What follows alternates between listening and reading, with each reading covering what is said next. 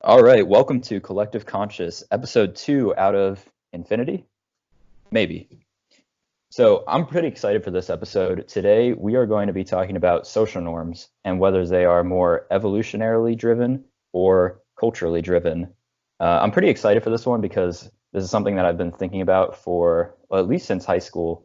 So, let's just jump straight into it. Junwei, what are your initial thoughts on this topic? Yeah, super interesting topic we got today. So my initial answer is that um, it might be a cop out, but I would say both.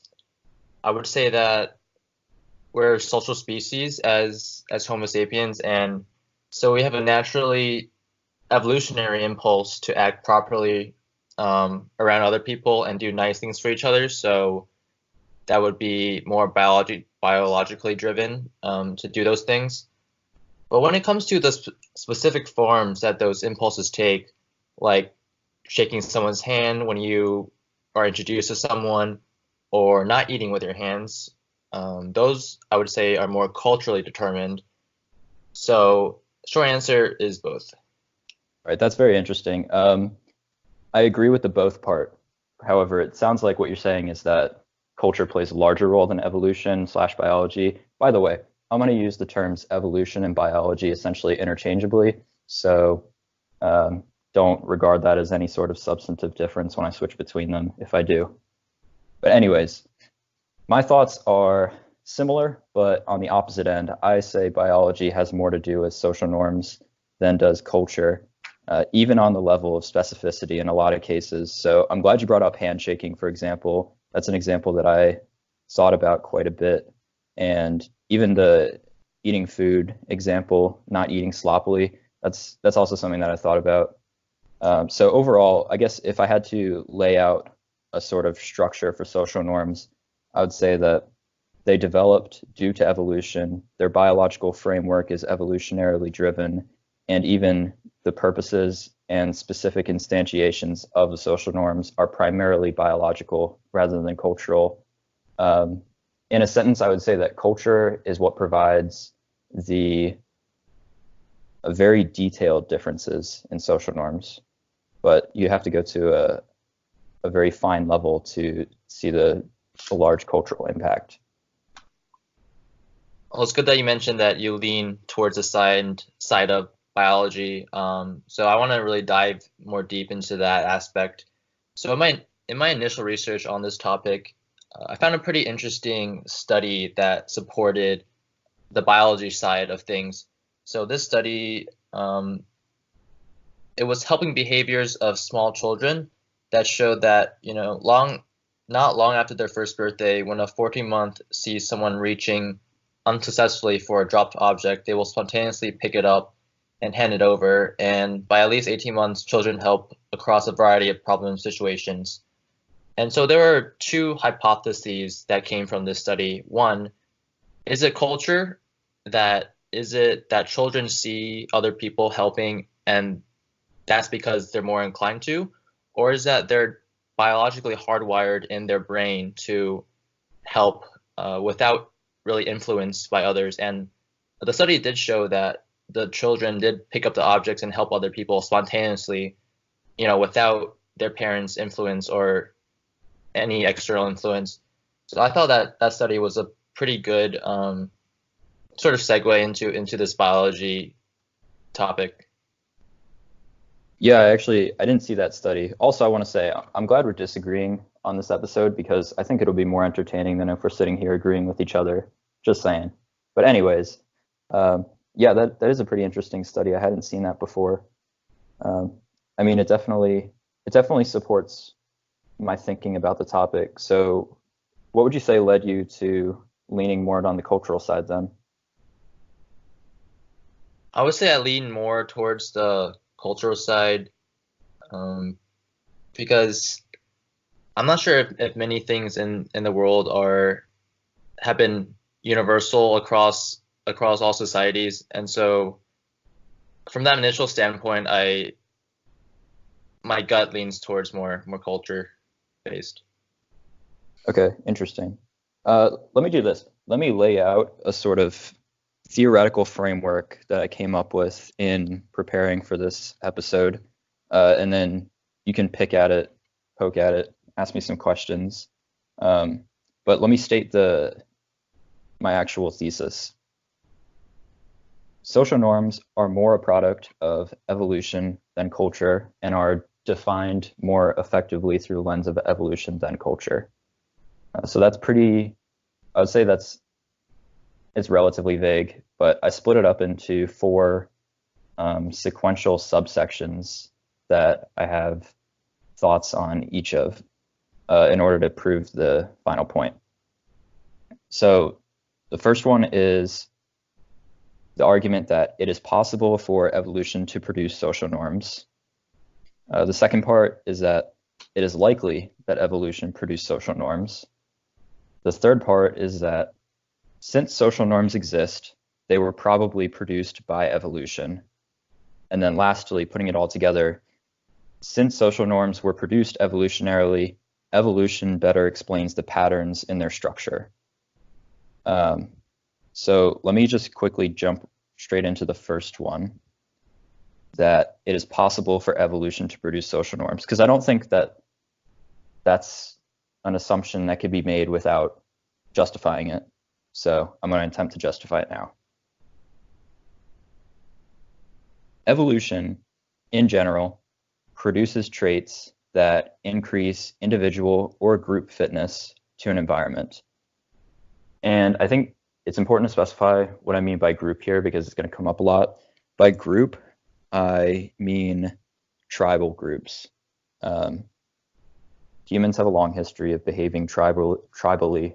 We even see that today. Something like a really great example is sports team affiliation. Can see those ingrained tribal instincts come out when people are rooting for their favorite team and sometimes feel genuine disdain for rival teams. I think that's a really prominent instantiation of those most likely millions of years old instincts. So that's what I mean by group going forward, is you can think of it like a tribe. And it's possible for every group / tribe to have their own culture, and likely that they all have their own, somewhat unique cultures. Okay. The second part of this is the traits that evolution produces can include behaviors. Easy examples would be something like flinching, which is, of course, not a conscious behavior, but a behavior that evolution produced as a defense to physical threat. Or even something like smiling. Smiling is a behavior that we do when communicating that is sometimes conscious and sometimes unconsciously done, that was produced as a nonverbal communication technique. So, social norms. What are social norms? Social norms are repeated behaviors. And if it's just a repeated behavior, then it is possible that it was derived evolutionarily. If social norms increase individual or group fitness, and by fitness, what I mean is fitness in evolutionary terms, which is ability to successfully reproduce in a given environment. So if social norms increase individual or group fitness, evolution could produce them theoretically. So the proposition I'm making here is that social norms serve to increase group fitness in a given environment. If this is true, then evolution could in fact produce social norms. Okay, so first let me just backtrack a little bit and clarify. Yeah, sure. I know that was a lot. Yeah, I just wanted to clarify that my initial answer to this question is both.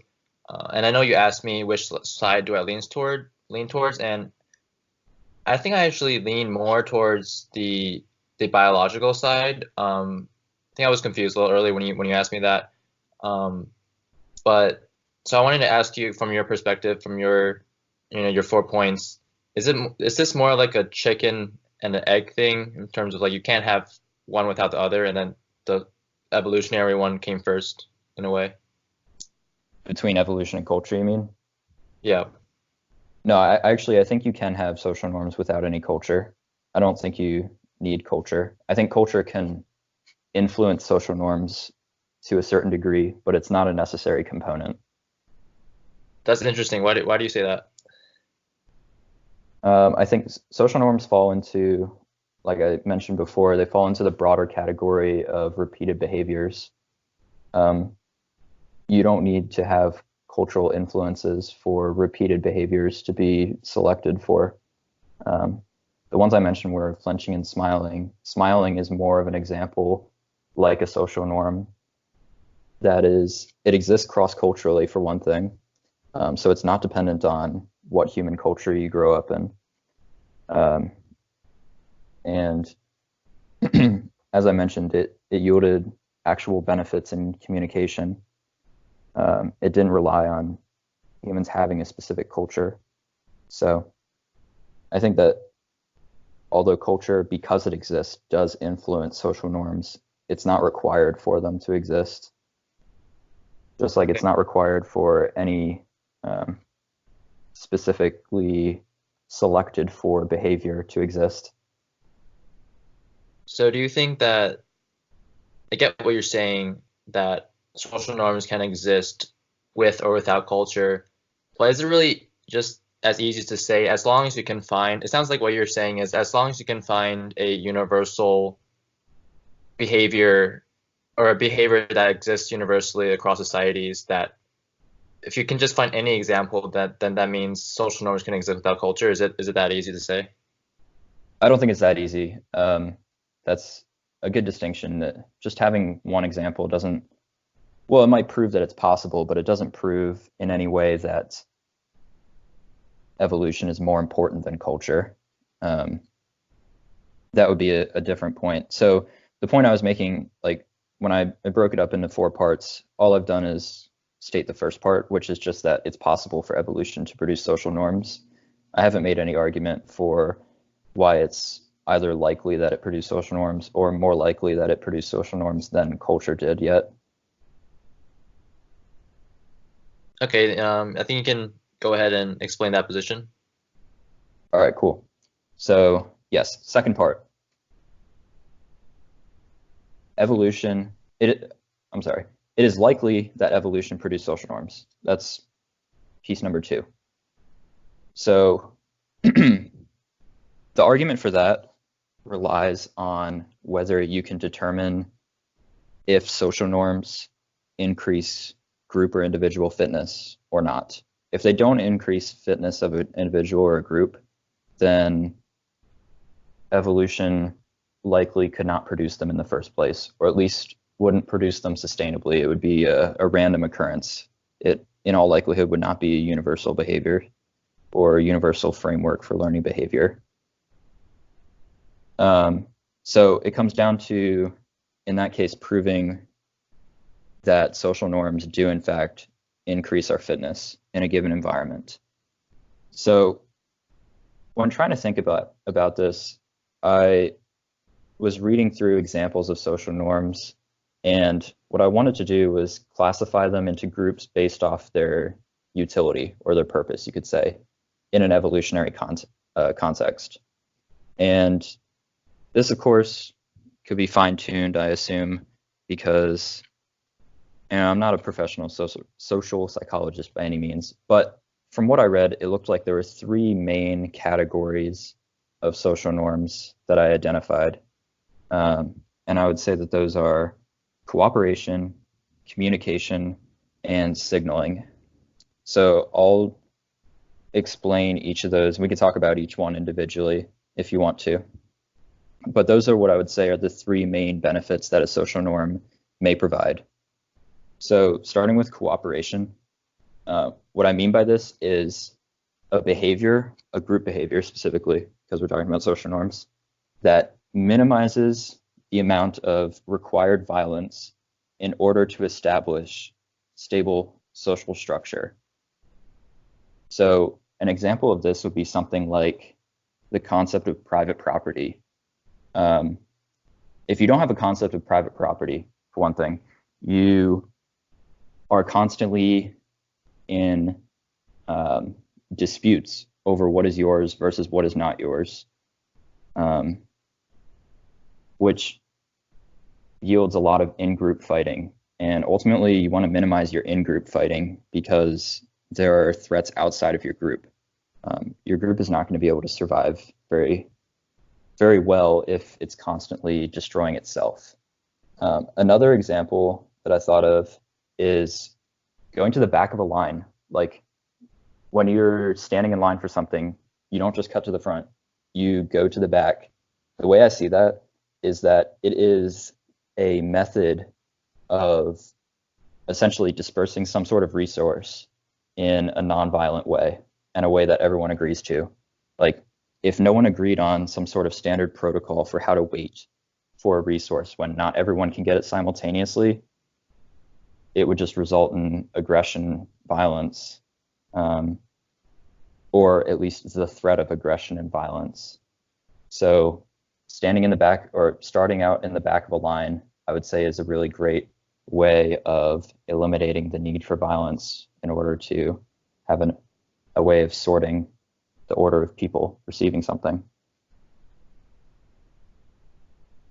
So what I was add on to that is, I know you're trying to kind of give why social norms are valuable, and I would add that I think a lot of social norms achieve a lot of good things we take for granted and don't pay attention to, because social norms make it so that we don't have to. Like for example, like forming polite lines, as you said, it often happens without anyone necessarily making a rule about it. But there's good reason for people to value them as a norm. And I like to think as norms as not as a preset structure, but sort of collections of ways of working together. And they're often reasonably malleable, and we don't even have to force people to fit within them because it's just in their best interest to do so anyway. And I would say that some norms are bad, but we're still capable of changing them clearly. But others are good, and there's no reason we should work to undermine them completely, especially since some norms last while others don't because they are good. I would say what defines whether a social norm is good or not, you have to have some sort of evaluation criteria for saying whether something is good. And the way I see it, whether or not something is good is relative to the environment it exists within. And of course, the environment that we exist in is always changing. So whether a behavior is good or not depends on where and when it happens. I probably agree with that. I did mention that they are pretty, I would say norms are malleable, as you said, societies change day by day, so. Yeah, and well, I agree, of course, that they are malleable. I also think it's not so much that I think, but research has shown that it is incredibly difficult to destroy a social norm that has existed for a long time, which is very interesting, because that means that there's something in us that wants to stick to social norms. If there's something that's clearly not beneficial, we tend to still stick to it and even stick to it pretty adamantly. So that says to me that there's something biological that makes us have the desire to adhere to social norms. So let me go quickly into the other two utilities I see in social norms specifically. So the second one is communication. Essentially what I mean by this is that a social norm may provide a highly efficient risk assessment of another person. And so I see this primarily in two ways. The first one would be assessing whether someone is about to be aggressive toward you, and the other one is assessing whether someone is in your tribal group or not.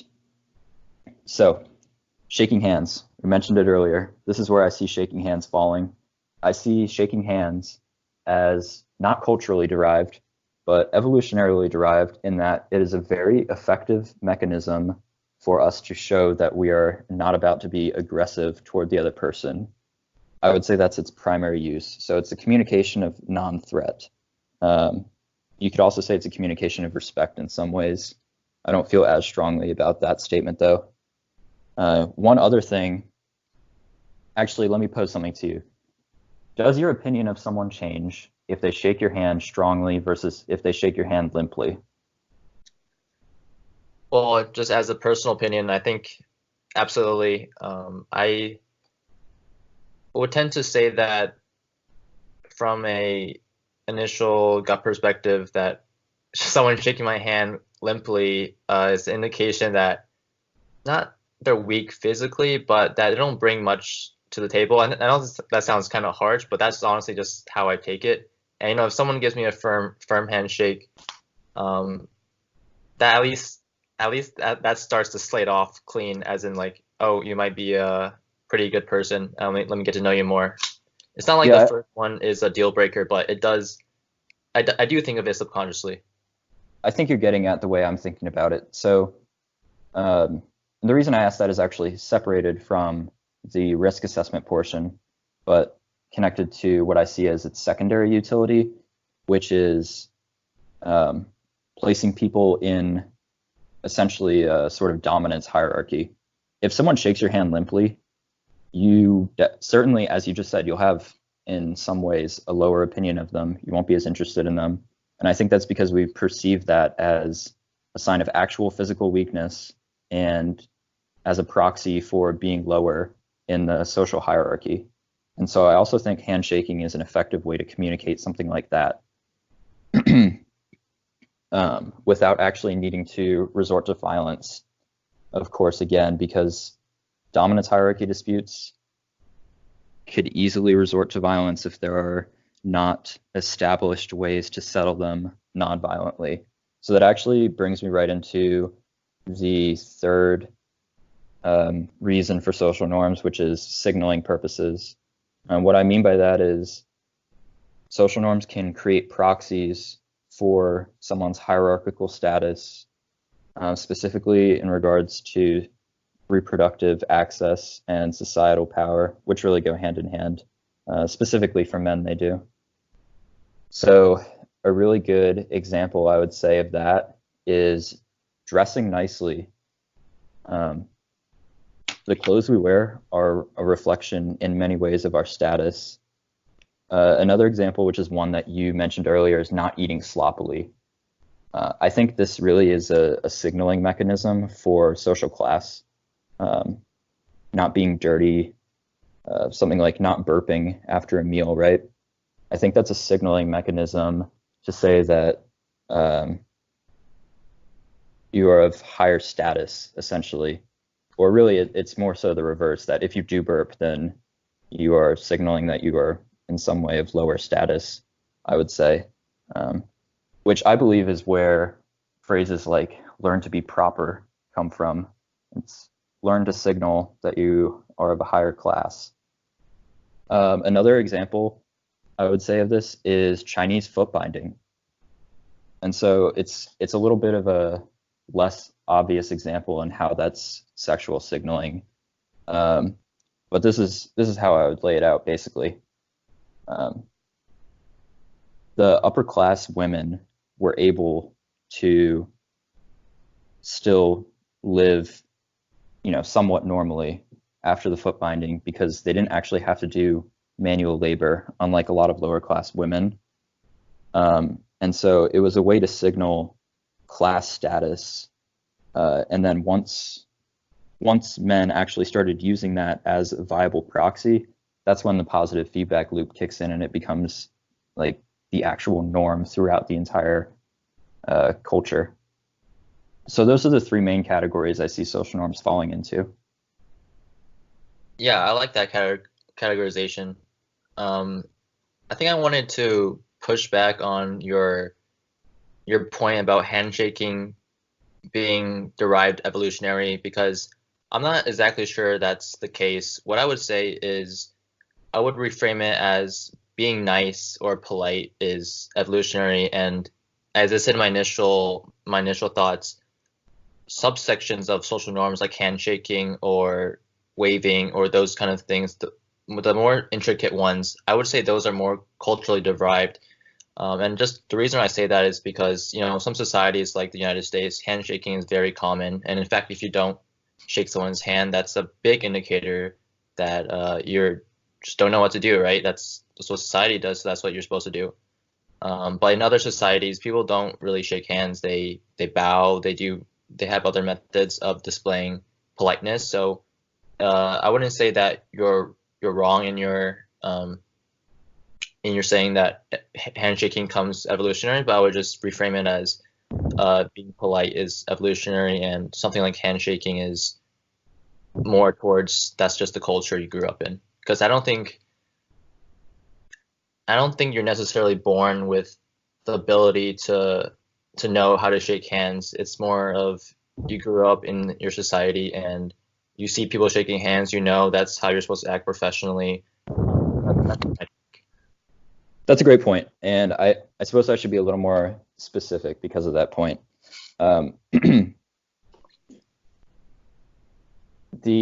So you started that off by saying that if you don't shake someone's hand, it's seen as very rude. I think that's a product of it having already permeated through our culture, and that's the so there are two aspects of a social norm, really. It's the behavior and the punishment for not conforming, essentially. The behavior itself, I say, is derived evolutionarily, but culture does play a bigger part in the punishment for not conforming than it does in deriving the initial behavior. So once it's actually gotten to a point where most people agree to the rules of the game, for a specific social norm, like the handshaking game, because that's basically what it is a game, then that's when culture reinforces it. But here's what I'd say. The original derivation of something like a handshake, and I did some research on this, the actual, what is thought to be the real origination of the handshake was because it was a way of showing that you weren't about to wield the weapon that was on your hip if you were shaking with your right hand specifically. It meant that you couldn't reach for your weapon. So it literally meant that you weren't about to attack the other person. I can't remember supposedly what years or what century that was supposed to have come about. But I'm glad that you brought up the example of bowing as an alternative, because what I would say is that bowing really serves almost the identical purpose in that you are, in the case of bowing, you're literally lowering yourself to the other person. You are still indicating that you're not a threat. And the actual purpose of the bow is, in my mind, almost identical to the purpose of the handshake. And in general, going beyond just handshakes, humans touching each other is often a way to show a sort of connection and non-threatening predisposition towards someone. So, yes, I agree with you that culture plays a big part in the punishment for not shaking someone's hand, but the origination of the behavior itself, I would say, is overwhelmingly biological. Once everybody agrees to the game, though, that's when it becomes truly pervasive. Once everyone agrees that it means something, whether or not they know they agree to it. Right, and I can agree to that.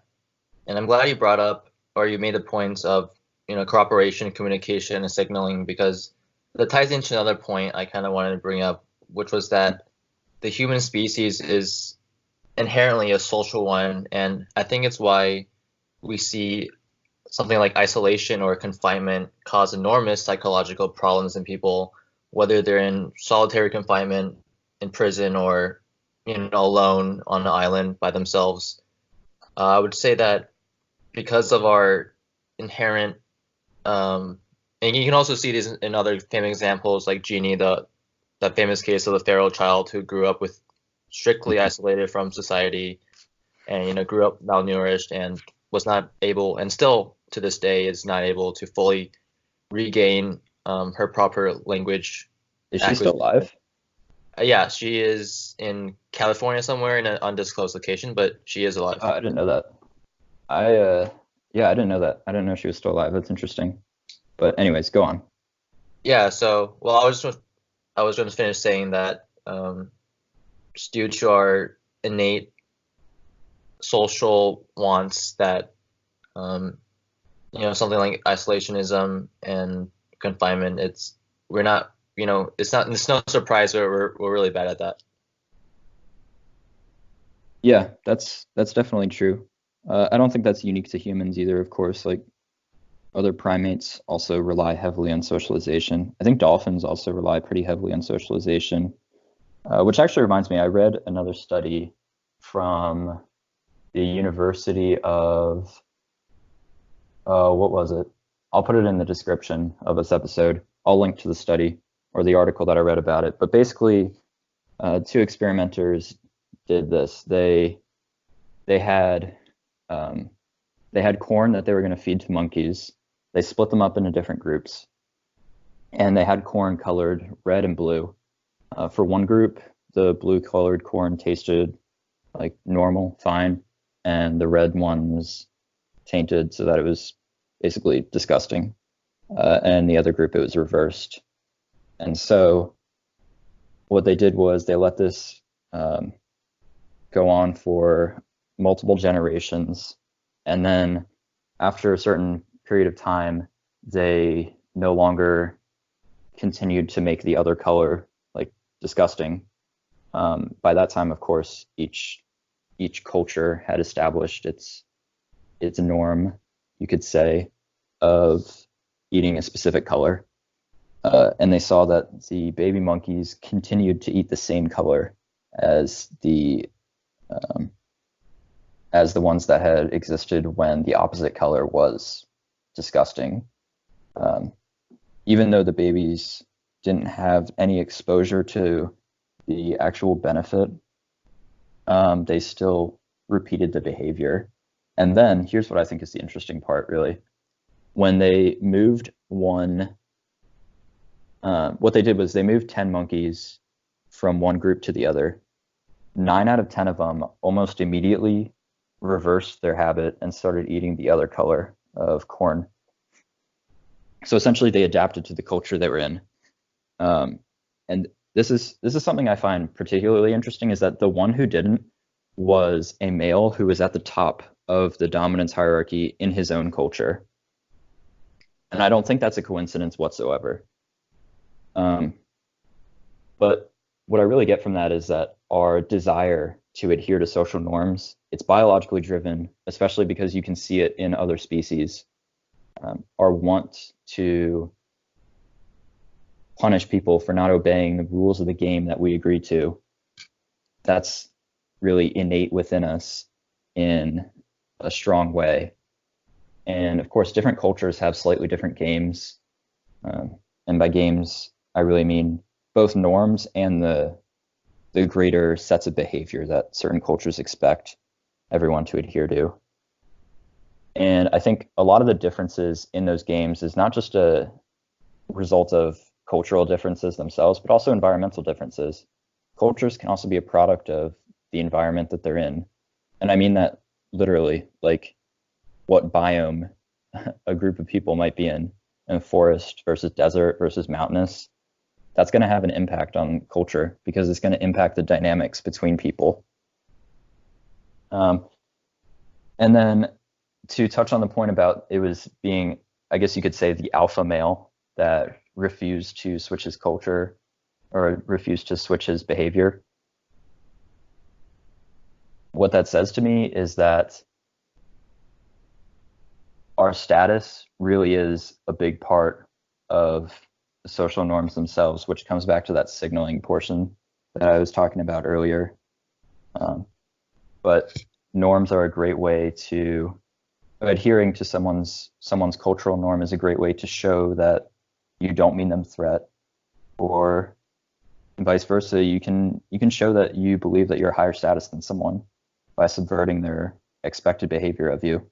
So like I think a human example of that would be not giving someone eye contact when you're talking to them. It's seen as pretty rude, but it's also seen as powerful. If you are on your phone while someone is talking to you, you are essentially telling them that you are above them in the hierarchy, that you're more important than them. So subverting social norms is also a useful tool in many ways. Yeah, that's a really interesting study you brought up about the monkeys, and I guess to really sum it all up with that study, I would say that at the very least, the answer to this question can't be just only culturally derived. It at least has to be both, or at least has to be biologically driven in some way, if not both, both biology and culturally. And that study really cemented that. I would say for the majority, we have pretty good biological instincts to socialize in your three signaling ways. And even my research that about the children helping, that also existed across other species as well, not just humans. So overall, I would say that we are a social species, so we do have that impulse to act properly around other people and do nice things, and adhere to expectations and such. And then I would say my concluding thoughts is like, when it comes to the specific forms of those impulses, that's when it really derives from culture or environment, as we mentioned. Yeah, I think the subtle differentiation between, well, a great example would be the handshake versus the bow. I'm sure there are other, I don't know what you would classify those as, like introductory norms. I don't know. Can you think of a good term for it? Introduction. Yeah, introduction norms, maybe.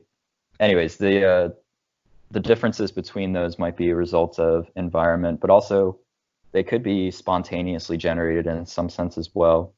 Here's how I would describe it. There are a set of behaviors that you could choose from. So like you're pulling a specific behavior out of a bag of options, but it's not like everything is in that bag, right? It still has to fulfill the same purpose, which in the case that we're talking about is primarily showing a sign of non-aggression and respect. You can't just have some arbitrary behavior define that. It actually has to do it in a biologically valid way. So like for shaking someone's hand, you are showing them that you're not about to attack them, essentially. For bowing, you are lowering yourself, which also shows someone that you're not going to attack them. I'm trying to think of other ones that exist in the world today. Can you think of any? I mean, the handshaking is just such a great example, and I would say Waving at that someone. waving at someone, Sorry to interrupt you. really Yeah. any greetings, I would say. Yeah. Waving at someone is another good example because what you're doing is you're showing your palm. That's the primary reason that we wave. Like showing our palms is another nonverbal communicative strategy to show that you're not about to attack someone. Like if your hand was balled up in a fist and you waved, that would look very, very weird because it defeats the purpose of the wave itself. But anyways, my greater point with that was that the options that we choose, that we could possibly choose from for a specific type of ritual, like an introduction ritual, are defined by biology and evolution and how we interpret certain things. But what out of that bag of options is chosen specifically, that's more on a cultural scale. But the question of whether that means evolution or culture has a greater impact, I could accept that being somewhat of a subjective distinction, but to me, that clearly indicates that evolution has a greater impact if it's limiting the subset to very specific things. I think that's a great point. I think that the things we do might be arbitrary in terms of culture to culture, but in terms of why we do it, it's mostly biologically driven based. So, as your example of shaking hands, it's shaking hands makes sense. It's never like putting heads together because you can't see each other and that defeats the purpose of greeting and being nonviolent. So Yeah. Head nodding is actually another example. It's similar to waving hands, but instead of exposing your palm, you're exposing your neck. So, yeah, I mean, I guess you could say that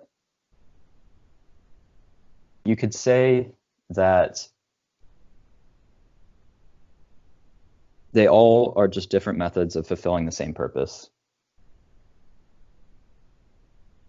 The purposes and whether a method is valid or not, those are biological in my mind. That was a good summary. Yeah, we didn't disagree as much as I initially thought we might, but I think that's okay. I do think that there's still a sort of a subjective perception of whether something is more biology or culture, because it would be hard to quantify that sort of thing. But I would need to hear a pretty damn good argument for why culture is more important if what we're saying here, that evolution determines the set of options and culture might choose a specific option, is true. So that's about what my thoughts are. That's why I would say that evolution explains the structural similarities of social norms.